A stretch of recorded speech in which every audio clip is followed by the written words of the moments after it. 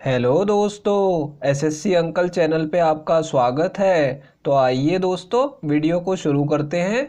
तो आइए दोस्तों ये पहला सवाल देखते हैं। ए और बी किसी कार्य को क्रमशः 45 दिन और 36 दिन में पूरा कर सकते हैं। दोनों ने मिलकर 14 दिन कार्य किया और कार्य छोड़कर चले गए। शेष कार्य सी ने 9 दिन में पूरा किया। तो सी अकेला उस पूरे कार्य को कितने दिन में समाप्त कर सकता है, ये हमें बताना है दोस्तों।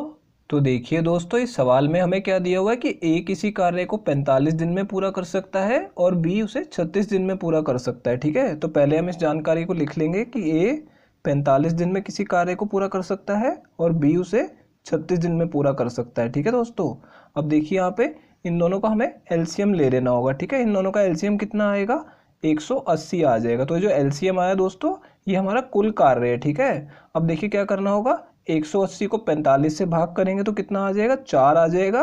और यहाँ पे 180 को 36 से भाग करेंगे तो 5 आ जाएगा। ये क्या है दोस्तों कि ए एक दिन में 4 यूनिट कार्य करता है तो बी उसकी तुलना में 5 यूनिट कार्य करता है। ठीक है, अब क्या बोला जा रहा है कि दोनों ने मिलकर 14 दिन तक कार्य किया है। ठीक है, तो यहाँ पे देखिए दोस्तों, ए और बी मिलकर एक दिन में कितना कार्य करेंगे, 9 यूनिट कार्य करेंगे और इन्होंने 14 दिन तक कार्य किया है। ठीक है, तो इसे 14 से गुणा करके निकाल लेंगे कि इन्होंने 14 दिनों में कितना कार्य किया है।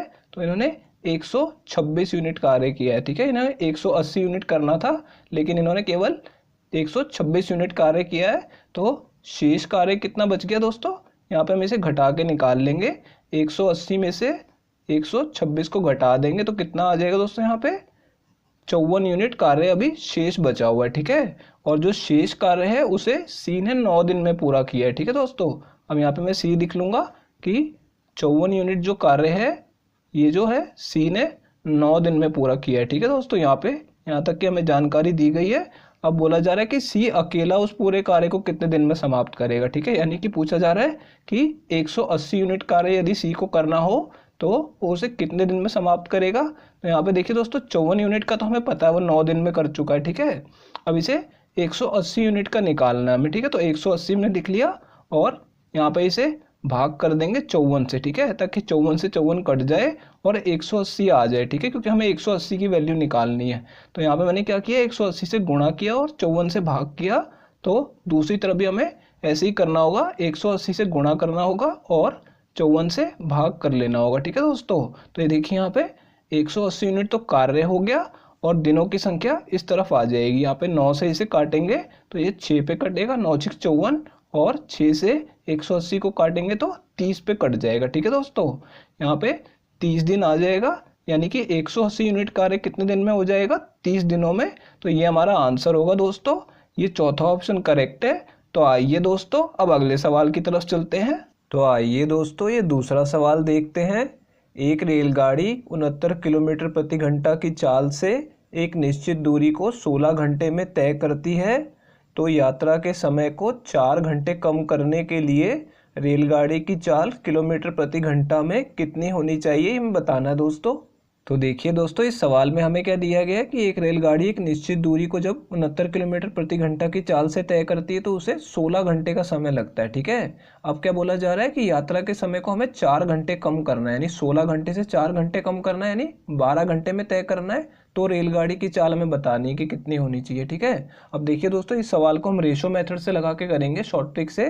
देखिए यहाँ पे पहले मैं आपको समझाने के लिए लिख देता हूँ कि पहले जो थे उसकी चाल क्या थी और अब उसकी चाल क्या होनी चाहिए। ठीक है, मैं समझाने के लिए लिख रहा हूँ, एग्जाम में आपको ये नहीं लिखना। देखिए यहाँ पे पहले उसकी चाल कितनी थी, 69 किलोमीटर प्रति घंटा थी। ठीक है, और अब उसकी चाल कितनी होनी चाहिए वो हमसे पूछा जा रहा है। तो यहाँ पे x लिख लेंगे। ठीक है, कि हमें x की वैल्यू निकालनी है।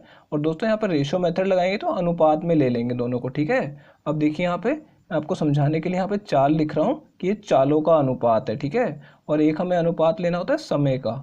तो यहाँ पे देखिए दोस्तों, पहले उसे कितना समय लग रहा था, 16 घंटे का समय लग रहा था। ठीक है, और अब उसे कितना समय लगना चाहिए, 4 घंटे कम, यानी 12 घंटे का समय लगना चाहिए। ठीक है, ये इन्फॉर्मेशन हमने लिख ली। आपको बस ये 4 अनुपातों की संख्याएं लिखनी होंगी एग्जाम में। ठीक है, उसके बाद इसे सॉल्व करके x की वैल्यू निकाल लेनी है। वो कैसे निकालेंगे, इन दोनों को काट लेंगे, अनुपात में है तो। ठीक है, इसे 4 से काटेंगे तो 4 आएगा, इसे 4 से काटेंगे तो 3 आ जाएगा। ठीक है, अब इस 3 से इसको 69 को काट देंगे तो ये 23 पे कटेगा। ठीक है, 23 तिया 69 होता है। ठीक है दोस्तों, अब यहाँ पे 1 बचा है। ठीक है, तो इन दोनों को गुणा कर देंगे और कुछ काटने के लिए बचा नहीं है तो हमने इसे गुणा कर लिया तो x आ गया। ठीक है, और इन दोनों को गुणा करेंगे तो कितना आ जाएगा, 23 चौक 92 आ जाएगा। ठीक है, तो यहाँ पे बीच में बराबर का निशान लगा देंगे। ठीक है दोस्तों, यहाँ पे हमारी x की वैल्यू आ गई है और x हमने किसे माना था, उसकी नई चाल को, यानी उसकी नई चाल कितनी होनी चाहिए, 92 किलोमीटर प्रति घंटा। ठीक है, तो ये दूसरा ऑप्शन करेक्ट है दोस्तों अगर ये वीडियो आपको पसंद आई हो तो इसे लाइक कर दीजिए, और दोस्तों अगर आप लोग चैनल पे नए हैं तो चैनल को सब्सक्राइब जरूर कर लीजिएगा, और दोस्तों नोटिफिकेशन बेल को दबाना बिल्कुल मत भूलिएगा। तो दोस्तों इस वीडियो को यहीं ख़त्म करेंगे, आपसे मिलते हैं अब अगली वीडियो में।